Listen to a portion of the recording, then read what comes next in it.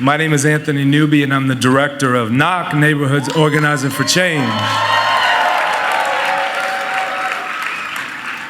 Senator Sanders is just arrived in the building. He and Keith Ellison came in at the same time, so they're both backstage, just got in, and we apologize for the delay, but we're gonna get started. I wanna welcome you all, before we get to Bernie, to Henry High School in North Minneapolis.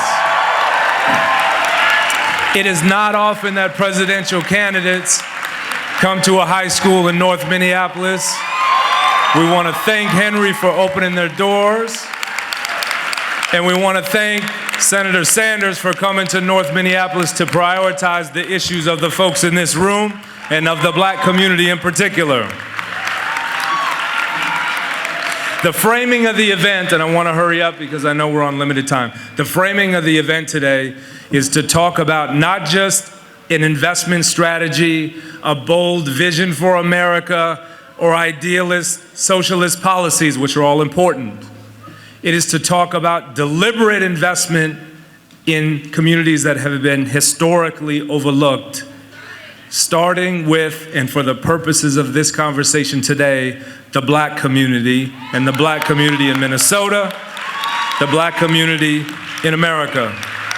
The folks on the panel are deliberately and intentionally Black American and have some slave descendant connection, because that is often overlooked when we start talking about people of color or the Black experience. It is often a piece of the story and the narrative that is overlooked. So today, we're very deliberately starting with this group of folks, and I'm gonna introduce them. To my left here is Rod Adams. Rod is a Chicago transplant, so moved from one under-resourced community in south side of Chicago to Minnesota, has worked as an under-resourced worker and low-wage worker, and is now an organizer with NOC, working with fast food workers, low-wage workers, and understands the issues of economic exploitation very well. Give it up for Rod. To his left is Ngeri. Ngeri's a dual degree law and policy student at St. Thomas University. Don't let him fool you and tell you there's not students of color and Black students that are doing big things out here. She's about to graduate with a law degree. Give it up for Ngeri.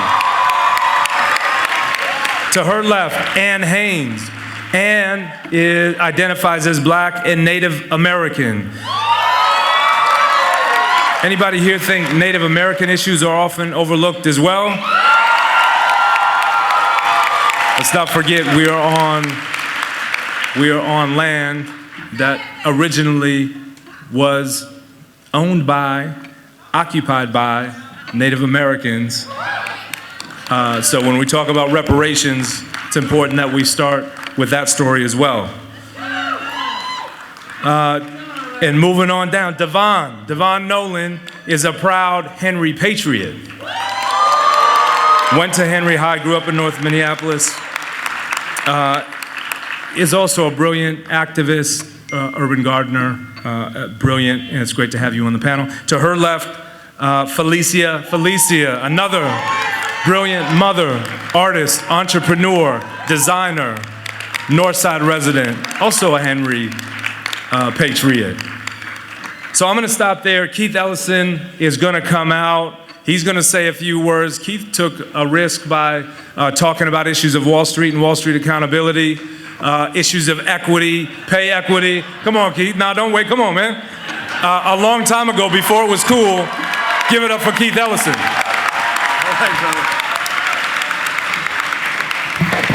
I got to pull these down after Anthony gets up there. How y'all doing out there? Well, it's good to see everybody. It's good to be in my own home and in my neighborhood. I jumped off an airplane and drove here fast as I could because I wanted to see you and I wanted to see my dear friend Bernie Sanders. Now, let me tell y'all something. This is something I really want to just talk to you about. People have asked me, why you support Bernie Sanders? And I said, well, you know, when I was out there with workers, black workers, Latino workers, Native American workers, immigrant workers, and they were saying we need 15 and a union. I looked to my left and I looked to my right and I saw one senator. That senator was Bernie Sanders. Now I'm telling you, when they started talking about 15 in the union, people say, what are you talking about? We're talking $9, maybe 10. Bernie's like, no, 15 in the union. When I look for somebody to drop a bill in for 15, Bernie Sanders. Now listen, this is not necessarily a cheer point. I need you to focus right here. What I'm saying is, when we were saying that the dramatic over-incarceration of all Americans, especially black and brown Americans, and the United States government should not be contracting with the private prison industry, Bernie Sanders called me and said, I'm gonna drop a bill in, will you join me? I said, absolutely, we will. You understand what I'm saying to you right now? When somebody is doing the work, putting themselves on the line to fight excessive incarceration and profiteering in incarceration, to raise the wage. Oh, and did I mention expansion of Social Security? A few years ago, they wanted to have something that would literally cut Social Security. And you know, Social Security is not just for seniors. It's for people on survivor benefits, and it is for people with disabilities. Bernie Sanders talked about expanding Social Security. So, and I also just want to say that you look around and you say, who's here gonna help? And Bernie is in the front of the line. So look, you now have an opportunity to vote for somebody to be the president of the United States who believes in true racial justice and equity. You have somebody who will stand to raise the wage of the American people. To somebody who's not just talking about debt-free college, although he's talking about that, we're talking about free college. Now, people who say, oh, this is a pipe dream, why is it not a pipe dream for Denmark or Germany, right? Why can they do it and we cannot do it? Look, this is not a no, you can't campaign. This is not a diminish your dreams kind of campaign. This is a believe in what the possibilities that we can do together kind of campaign. And anybody who starts telling you, oh, that's unrealistic, we can't do that. Let me tell you, 8 years ago, when you voted for Barack Obama, did you do it because of what he told you was not possible? Or did you vote for him because he said, yes, we can, and projected a bold vision? That's what's happening right now. This is the right campaign if you believe this country can be better than it was. And it's not saying that Obama's not a great president. I support President Obama, but I'm telling you this, we can do better, right? And who wants to do better? Anybody want to fight student debt around here? Anybody want to put real investment? Let me tell you, Bernie is the only one I'm hearing talking about really dealing with this real unemployment rate, not just the unemployment rate they say they got, but the one where people are underemployed, not working, and people just left the workforce because there's no real opportunity. He's talking about getting at that. So you know what, guys? This is a moment in history where we can grab this thing and run. And I want to ask you to do it with me. Bernie Sanders, everybody.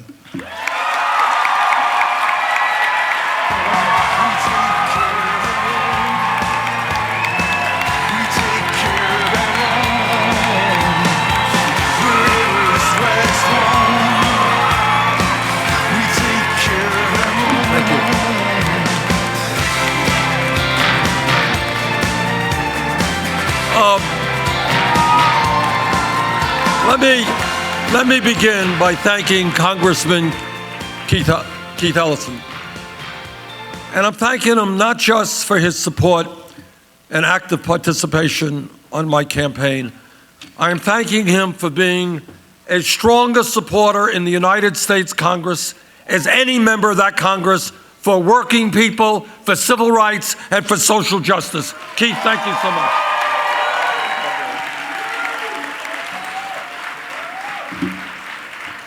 Well, thank you all very much for inviting me to be with you. And let me be brief and get to the point. And the point is, we got some serious problems facing our country, and together we had better get around the business of trying to resolve them. Let me begin by telling you what no other presidential candidate will tell you.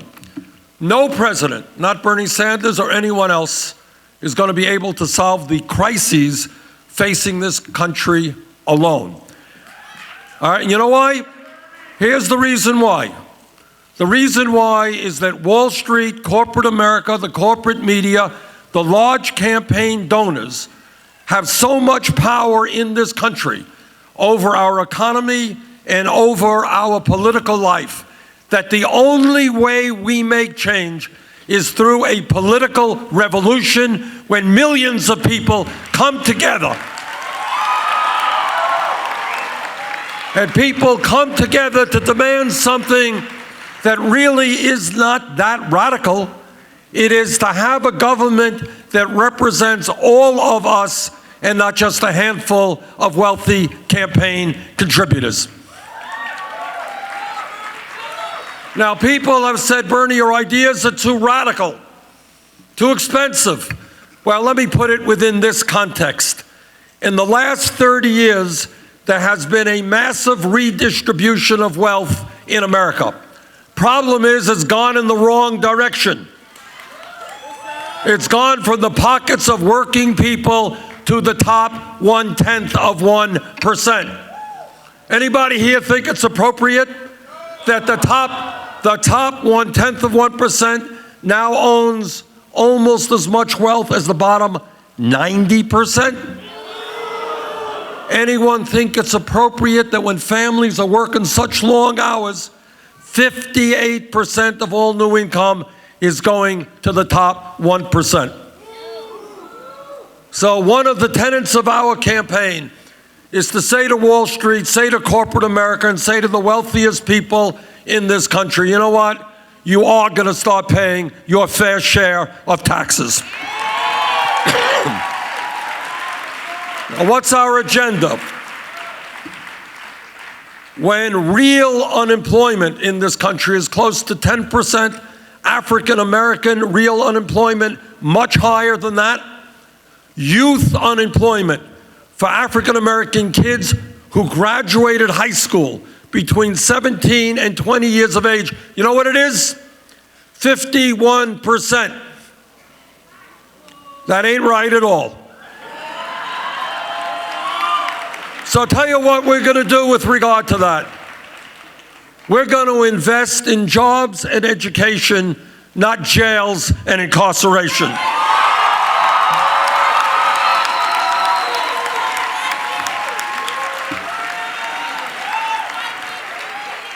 And when we have people all across this country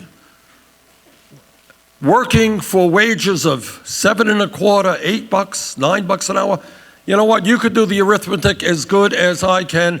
You can't make it on $8 an hour. We are going to raise the minimum wage to $15 an hour.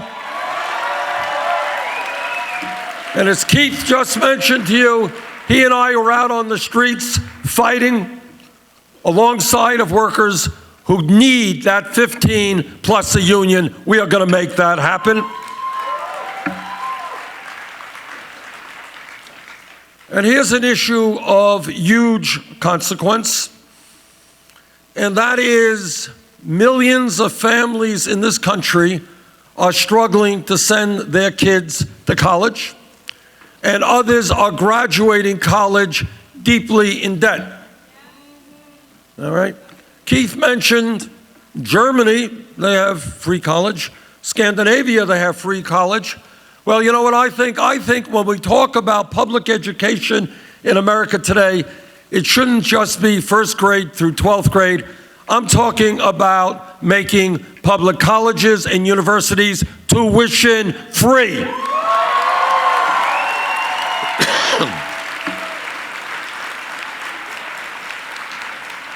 What I want, I grew up in a family that never had a lot of money. My parents didn't go to college. What I want to see is that every kid in America who does his or her schoolwork well, takes school seriously, that kid deserves the opportunity to get a higher education regardless of the income of that family.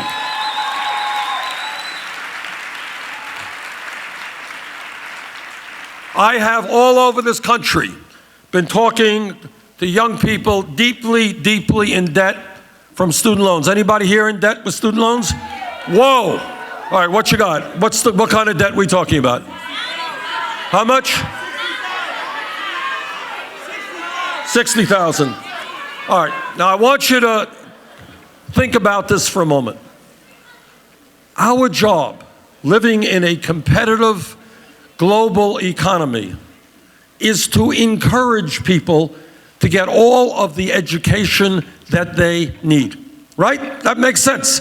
It's good for the people, it's good for our country. Why are we punishing people, forcing them to pay off debt for decades for the crime of getting an education? Give me a break.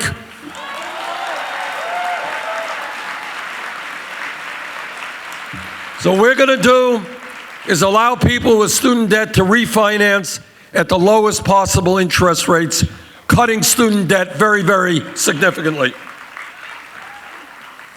Here's another issue that I think many of you are familiar with. There is one country in the industrialized world, just one, that does not guarantee health care to all people as a right. Now, I've been criticized for saying this, too ambitious, too bold, so let me say it to you. In my view, health care is a right of all people, not a privilege.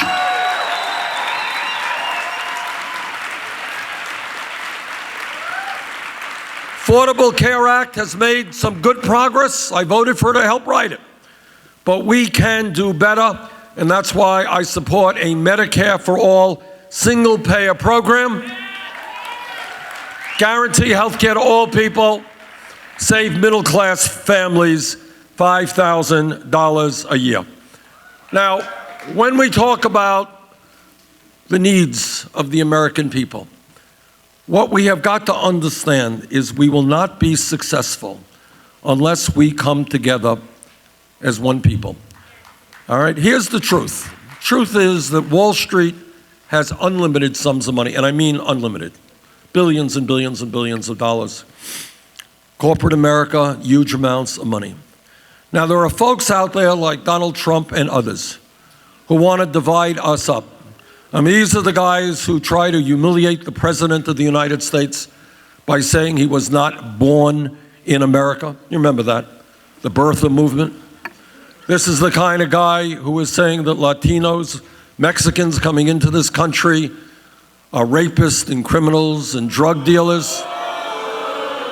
This is the kind of guy who says we should keep Muslims out of this country.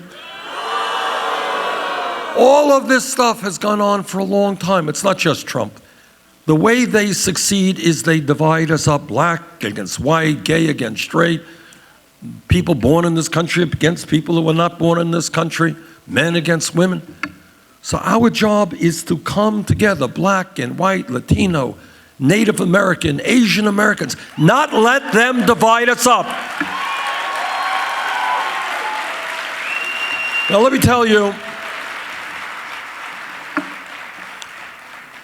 when I talk about issues of concern in this country, I am talking about doing everything humanly possible to end institutional racism and a broken criminal justice system.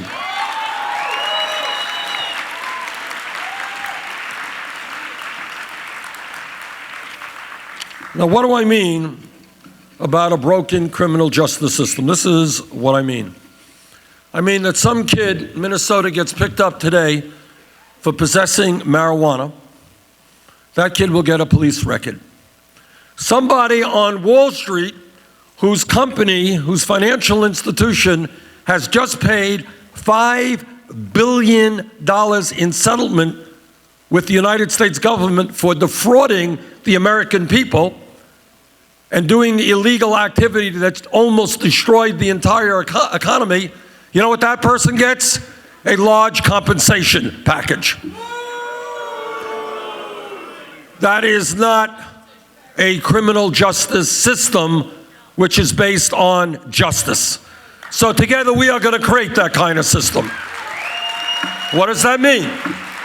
Well, it means a whole lot, and for more detailed information, you can go to my website, but let me just rattle off a few things. Number one, it means that we will not continue to tolerate unarmed people, often African Americans, being shot by police officers.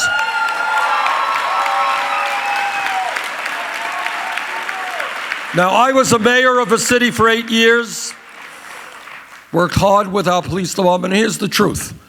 Vast majority of police officers are hardworking, honest people. And they have a very difficult job to do. It ain't an easy job. But, when a police officer breaks the law, like any other public official, that officer must be held accountable.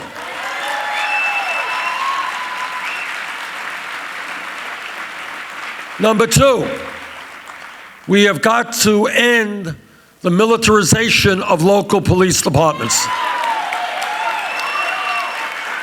Police departments should not look like occupying armies. They should be part of the community, not intimidating the community. Thirdly,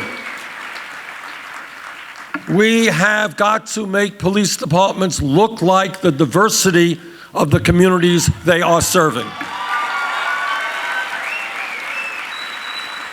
Fourthly, we have got to end over-policing in African American communities. Give you one example. Turns out that the black community and the white community do marijuana at about the same levels. Turns out that blacks are 4 times more likely to be arrested for possession of marijuana than whites. That doesn't make sense.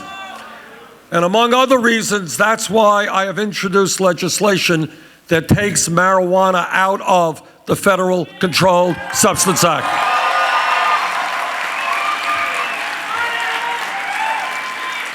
Too many lives have been lost. Too many people have suffered as a result of the so-called war on drugs. Time to rethink that.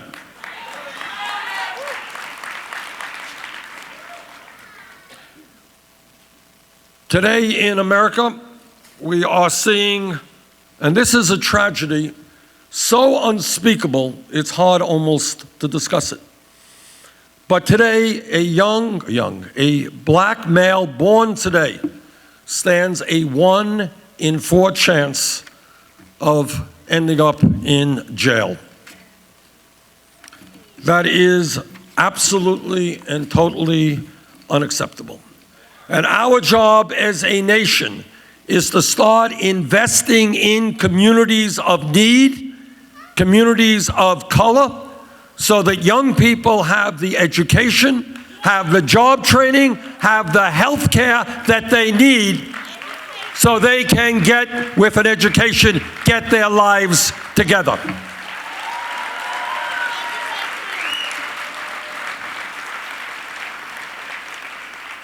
So we've got a lot of work in front of us, and no one person can do it alone. What we need are millions of people standing together, not letting our opponents divide us up for all kinds of dumb reasons, standing together to say that in America, we are going to have a government that works for all of us, not just the few. That's why I'm running for president, and I thank you very much for allowing me to say a few words.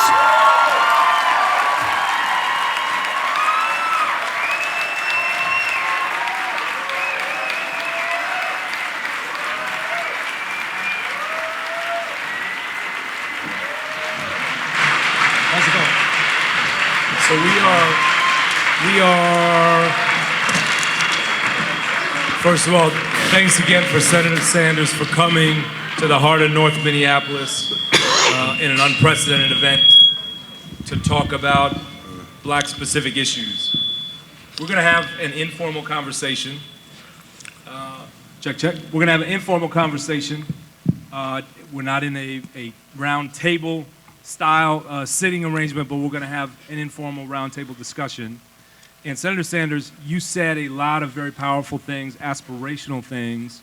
You talked about an economy that works for all of us. We're going to challenge you a little bit and say it's also true that the economy does not work for all of us. There are certain populations, and we're going to start with the black community today. We are in a neighborhood where unemployment is well over 20%. Depending on the demographic, young black men, it's as high as 50%. Sure. So the economy isn't working for all of us. We're going to start with some questions and have you respond to how you would invest and think about this aspirational goal of a better economy, but with specific investment strategies. And we're going to start with Felicia, who is an entrepreneur, a small business owner. You heard a lot from the senator about an economy that works for everybody. I want to challenge you to speak about your own experience and ask your own question to that regard. Can everybody hear me? Try this one. Can everyone hear me now? Can everyone hear me now? There we go. Great. This does not count towards my time. I'm trying to figure this out. Senator, my name is Felicia Perry. As he said, I'm a local small business owner, entrepreneur, artist, who I also consider entrepreneurs since we are our brand, we are our business. As a small business owner, I've participated in some financially empowering movements, such as the Northside Holiday Boutique, which was very successful this past winter. Things like this that support black business, and diligently, I've been working toward making my work, my business, sustain my family. But for so many small business owners, federal programs are not culturally grounded, and they seem out of touch with people like me, melanated people. We have many barriers and obstacles for permits, for licensing. What I would like to know from you is how will you create and help create policies that create pathways for us rather than barriers? Thank you, Felicia. All right, if we are, and Anthony, when I talked about an economy that works for all, I am more than aware that this current economy does not work for all. Real unemployment nationally is 10%. For the African American community, it is way higher than that. And for young African Americans, it is literally off the charts, as I mentioned. So, Felicia, what I think we have got to do, if we want to tackle the problem of youth unemployment, which I see as a major crisis, then I think we support black businesses, and I think we support small black businesses. You are more likely to be hiring kids in the neighborhood, is that correct? Okay, all right. I have them waiting to be hired right now, and I don't have the financial capacity to do that. Right, all right. Well, that's what we want to do. So I think what we want to do is to understand that instead of doing what we are currently doing, is giving huge tax breaks to multinational corporations, some of them making billions of dollars a year, pay nothing in taxes. How about providing tax breaks and subsidies to small businesses in high unemployment areas who are going to create local jobs? How's that? All right, that's the focus that we need. And I certainly, look, I want to say two things on this issue. Number one, when we talk about black youth unemployment, and this is for high school graduates, not kids who dropped out of high school. African American youth unemployment is 51%. Now, this is a human tragedy for kids who want to stand up on their own 2 feet and start becoming adults. But you know what else it is? When you have that kind of unemployment, kids are going to find something else to do. They may get in trouble and they're going to end up in jail. We spend $80 billion a year locking up Americans. More people in jail in America than any other country on earth. You know what? Instead of spending $80 billion locking up people, we can use some of those people to help small businesses create jobs. This is great. So to that point, and locking up folks, we have a law student on the panel, knows a lot about the legal system and works with young folks. And Gary, can you ask a question related to your field, to the legal field. You're seeing folks coming in and out in a revolving door of the criminal justice system. Can you speak directly to the Black experience and how it relates to the criminal justice system? I can do that. Can you hear me? Yeah. Okay. So thank you for coming to speak to us, Senator Sanders. We really appreciate it. And it's common knowledge that today more Black men are in prison than were enslaved in 1850, which is a startling fact. It's something that we all know. We're still suffering from the effects of that. As a Black law student, I'm forced to sit in classrooms and hear, ideologies that I don't see in practice today. It's hard to sit in a class and hear that the Constitution applies to everyone. I'm looking into the faces of people that don't have those constitutional rights acknowledged. So I want to ask about the criminal justice system as being a system of rehabilitation and not meeting that definition, what you will do to restore that.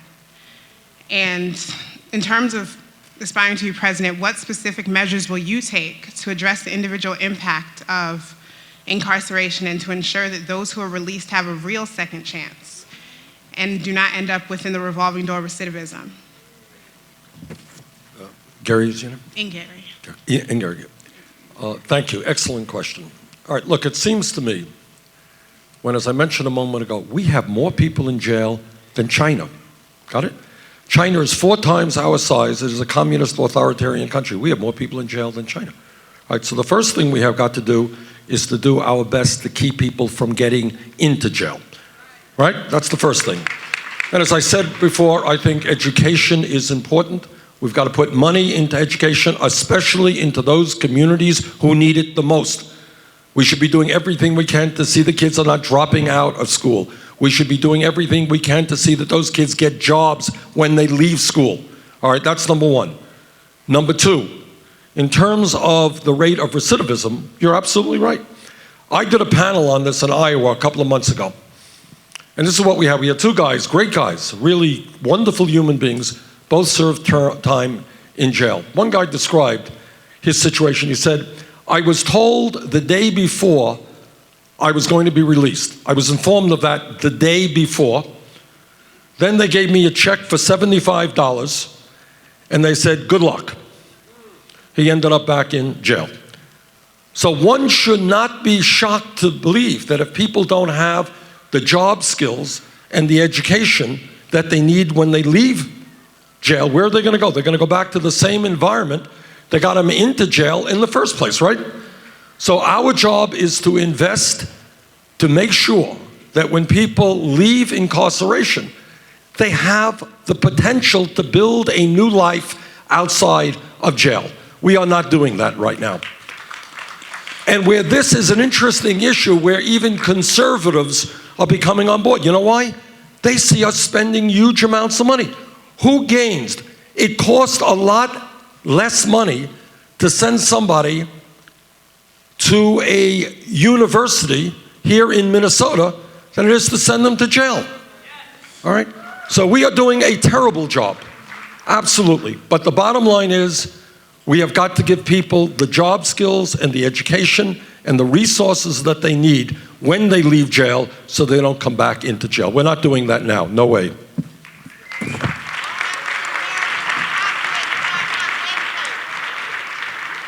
So I want to stick with this theme. Criminal justice is such a big bucket. There's no way one singular question can get to that. And there were some folks that couldn't make it on the panel. There were some structural barriers that even prevented folks from being on the panel. We know there are many, many barriers and obstacles. One of those folks is Jason Soul, who, while we're on the issue of criminal justice and criminal justice reform, I want to pass the mic, and if it's okay with somebody here, let's not let this wall be a barrier for folks who weren't allowed to get on the panel. Can somebody hand the mic to Jason Soul, who served real time, got out, got a PhD.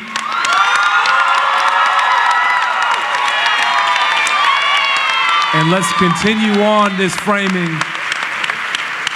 That wall is not a barrier. Can you ask a question related to your personal experience? Thank you, Anthony. I appreciate it. Thank all of you. I want to know, because intrinsically, I can feel the burn. I can feel it. but I can't manifest it in any physical way. I can't cast a ballot. What are you willing to do for people like me who are disenfranchised? I'll tell you what I'm going to do. Who are silenced? Somebody help me here, because I don't remember the exact number. But there's, Jason, maybe you know it. There is an unbelievable percentage of African-American males who today cannot vote because of felonies. Do you know the number? Anyone know it? I know it's 47,000 in Minnesota. 47,000 just in Minnesota. In Minnesota. In states like Florida, Texas, it is off the charts. Okay? So what is the answer? Look, what criminal justice is supposed to be about is you committed a crime, you were found guilty, you pay the price. I'm not aware that paying the price includes taking away your rights to participate in a democratic society. I'm not aware of that. All right, you paid your price, right? All right, you're a citizen of the United States, correct? Yeah, you have the right to vote. As happens in my state of Vermont, felons can vote. I believe that should be the case all over America. It's an outrage. And let me tell you something. It's not only bad, it's not only a stupid and unfair idea. People pay the price. It's quite enough to spend time in jail, right? You don't have to lose your right to participate in the democracy. But don't be naive and think there's not another purpose here as well. If you have large numbers of African American men and women not being able to vote, somebody benefits from that. That is, that takes us, this is just part of the whole business of voter suppression. This is just another part of voter suppression. All right, I will do my view. My view is people serve the time, that's it. They have the right to vote, period.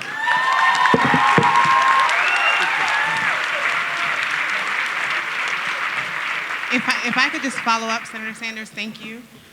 You talk about people coming out and having the skills tangible in communities to kind of go back and be reacclimated. What do you think about people having their job skills that they get in jail being transferable once they get out? Well, I think that's a very sensible idea. By the way, that's not only related to people in jail, it's very often related to people in the military, did you know? Same thing. Yeah, so the answer is absolutely yes. We want people to gain job skills, and they should be able to use those job skills on a resume, is what you're saying, when they get out of jail. Absolutely. Sorry, and the education, because they're getting, yes. Yeah, I'll tell you a story. Sorry. My wife, Jane, is here in the back. You'll forgive me for telling you this story. We were in, I think, Sweden a number of years ago, and here's the difference in philosophy. What they do with people in jail, their goal is to make sure those people, when they're released, never get back in jail again, okay? Our system too often is based on vengeance. You made a mistake, we are gonna punish you, and we're gonna ruin your life, okay? And that's absurd. It is absurd for so many ways. So the answer is obviously rehabilitation. Give people the education, the job skills they need, and hopefully when they leave jail, they'll never come back again.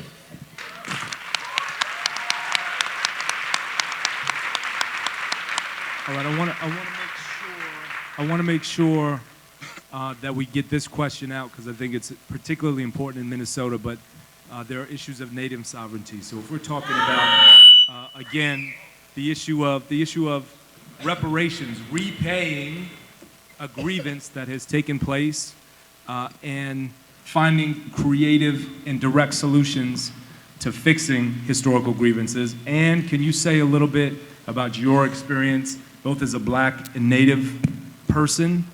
And let's talk directly about Native-related issues for a moment. Thank you for coming.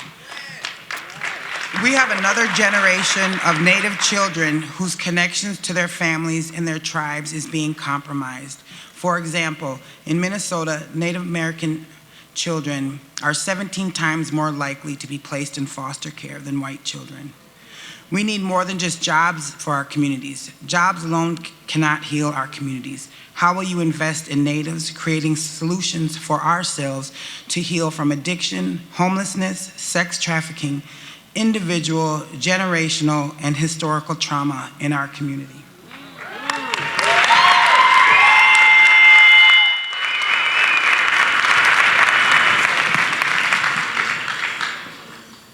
Anybody who studies the history of our country knows that it has been a very rocky history. It has included the abomination of slavery. It has included horrendous attacks on the Native American community. All right, there's no ifs, buts, and maybes about that.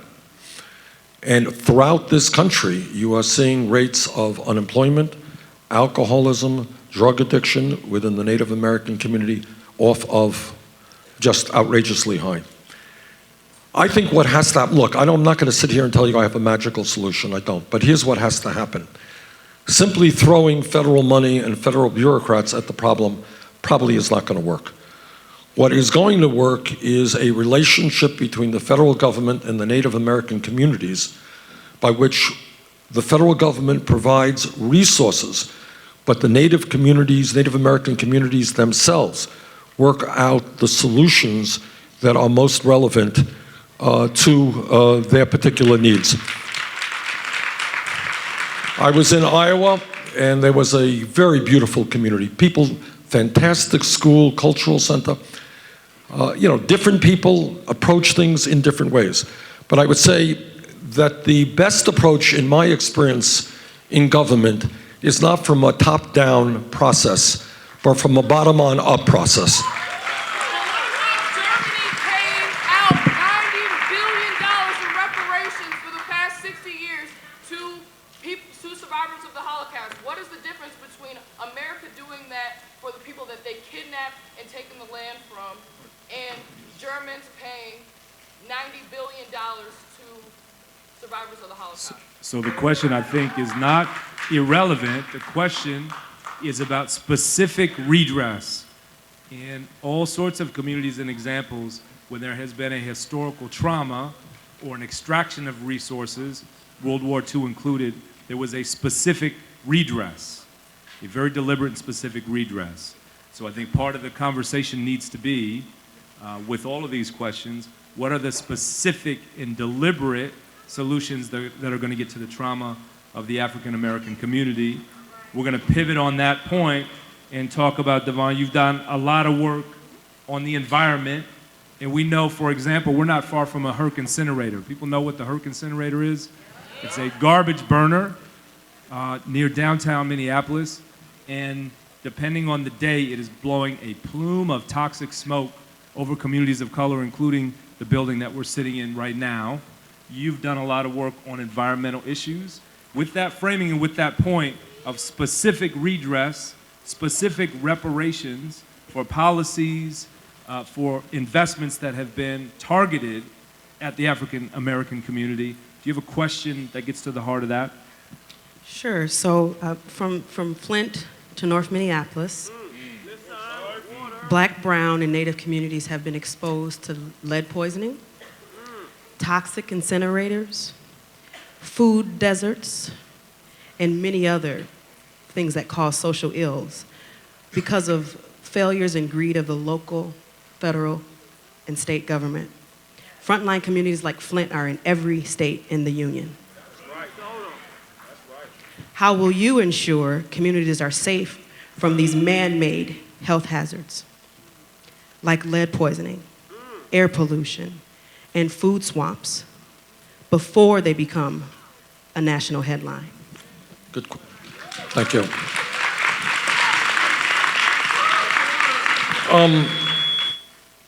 Your point is absolutely right. Just give you an example. I was a couple of months ago in a community in the great city of Baltimore, Maryland. I was in a neighborhood which had no grocery stores. No grocery stores. So if you wanted to pick up some fresh produce, meat, vegetables, you couldn't do it. There were these little mom and pop stores that sold alcohol and sold potato chips. That's what it was. It was a community, if you can believe it, that had no banks. It had payday lenders that charged people hundreds of interest rates of hundreds of percent. here as well?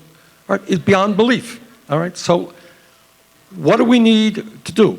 Well, let me just deal with a few. In terms of this payday lender stuff, which is absolutely obscene. You know, every religion in the world, every religion, Christianity, Judaism, Islam, whatever the religion is, understands that usury is a sin. Do you know that? Usury is a sin. So I want to put these payday lenders out of business. And I'll tell you how you do it. Elizabeth Warren and I have worked on an idea that says that in communities throughout America, you got postal service, you got post offices. Post offices can be involved in basic banking. You can cash a check without having to pay outrageous interest rates. You can make a small deposit. All right, but Devin, getting to your more important point, what we know is there are communities throughout this country, predominantly or most often African American or Latino, but not always, sometimes they're white as well, who have been poor for decades, who have never gotten the resources that they need. And I believe that we should target, in terms of federal money, those communities that are the poorest, that have been poorest the longest, and make sure that they get the assistance that they need to get themselves up on their own 2 feet. Sort of like investing in the communities that need it the most. That's what we should be doing. So I appreciate your response, but I'd like to ask the more direct question. How will you hold the corporations and untrustworthy government officials accountable for poisoning our communities?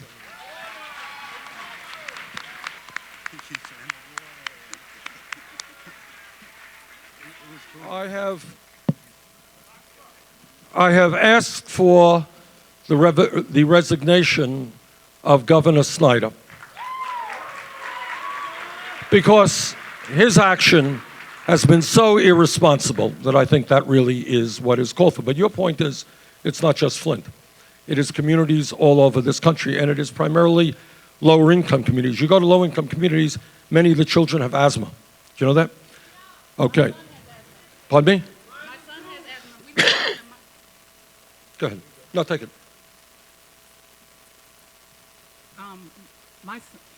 My son has asthma. We live within a mile of that incinerator. And several times a year, we're in the doctor. He's on several steroids. He's a teenage boy who's probably underweight partially because of this. But he's very athletic, and it hurts my heart that one summer he was literally put on basically bed rest because his lungs weren't strong enough. And it's hard to get them strong when we've got garbage being burned in our backyard. Absolutely. So the question specifically, my black son, okay, I know you're scared to say black, I know you're scared to say reparations because it seems like every time— Ma'am, I don't think that's a fair I'll let you statement. finish as well. But it seems like every time we talk about black people and us getting something for the systematic oppression and exploitation of our people, we have to include every other person of color. So today, can we please talk about specifically black people and reparations? We can talk about what I just indicated, in my view, is that when you have, and you and I may have a disagreement on this, because it's not just black, it is Latino. There are areas in America, in poor rural areas, where it's whites, okay? So I believe that in a country which has more income and wealth inequality than any other country, that yeah, the time is long overdue to start investing in poor countries. We have the highest rate of childhood poverty of any major country on earth, especially within the African American community. So what I've said black 50 times, all right? That's the 51st time, all right? But this is a national issue, all right? So what we want and what I believe we should do, all right, is to invest most heavily in those communities most in need. And when you have 35% of black children living in poverty, when you have half of the kids in this country in public schools on free or reduced lunches, When youth unemployment in the African American community is 51%, those are exactly the kinds of communities that you invest in. Let's go to race history, though. Black Americans were All right. reparations. We were All right. reparations. It would be different if no one ever said we were supposed to get it, but we were told we were supposed to get it. All right. So reparations, this room is clearly not afraid to talk about it. Specific redress.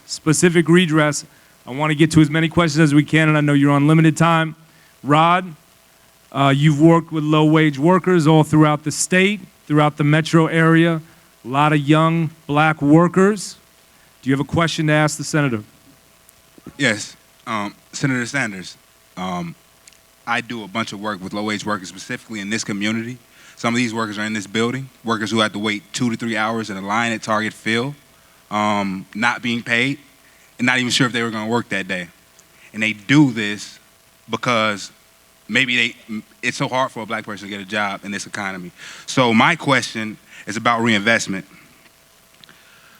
and eliminating institutional racism from corporations and the government. My question is, it is a historic fact that general improvement in economic conditions does not necessarily benefit black or native communities.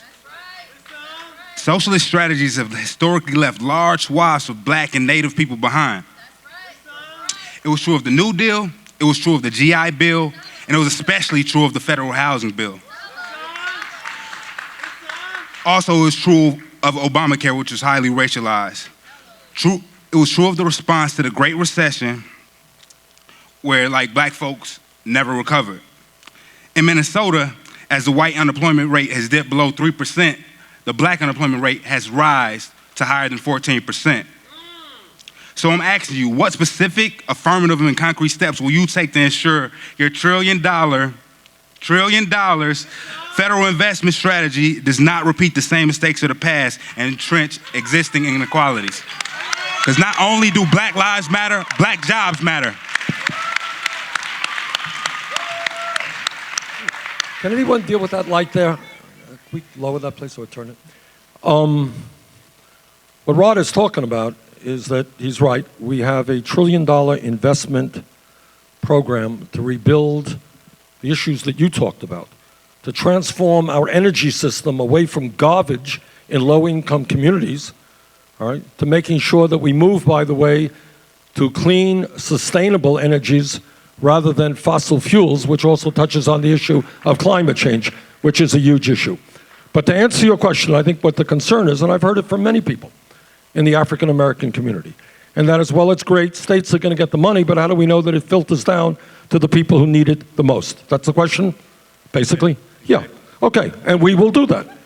Your point is well taken. I think in some states, money will in fact go where it's supposed to go, to those people most in need. In other communities, it absolutely will not. You have my word that we will guarantee that when we make a major investment about creating 13 million jobs over the next 5 years, rebuilding our infrastructure, that money will go into those communities who need it the most to rebuild their own communities. Okay, maybe one more question, Anthony. We're on limited time. I want to ask, while we have folks in the room, we have a lot of... I got a question I want to ask. All right, Clyde, if we do this, can we keep it sharp? Because we want to make sure... Say it again? I don't want to wait till the senator leaves. If you can get it out now, we'll honor it. We are on native land after all, and we are going to honor. If you can honor the time that we have.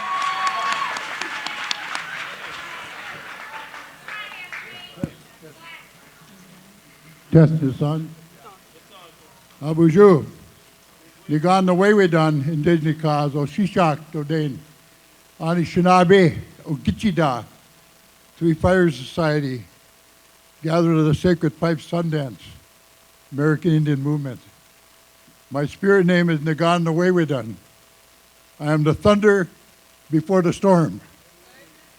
My colonial name is Clyde Belcourt.